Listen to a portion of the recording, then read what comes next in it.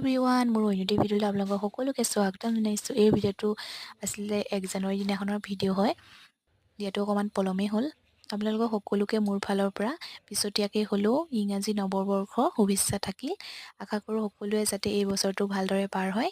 মই প্ৰথমতে ঘৰৰ থাপনাখনত চাকি এগছ জ্বলাই লৈছোঁ, তাৰ পৰা মন্দিৰলৈ বুলি ওলাইছোঁ। ঘৰৰ ওচৰতে আছে মন্দিৰ, শিৱ মন্দিৰলৈ গৈ বোলো চাকি এগছ জ্বলাই থৈ আহোঁ, বছৰটো যাতে ভালে কুশলে পাৰ হয়। এয়া নৈৰ পৰা পানীত তুলি ল'লোঁ, ইমান চাফা পানী। এয়া চাকি জ্বলাই ল'লোঁ।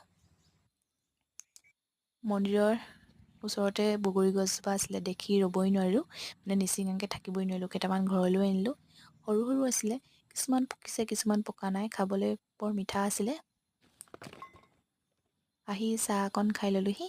চাহ খাই আমাৰ ঘৰৰ আগত জালখন নিছিলে মাছ মাৰিবলৈ। মই বোলো চাবলৈ যাওঁ কিমান মাছ ওলায়, কিন্তু নেপালে ইমান মাছ।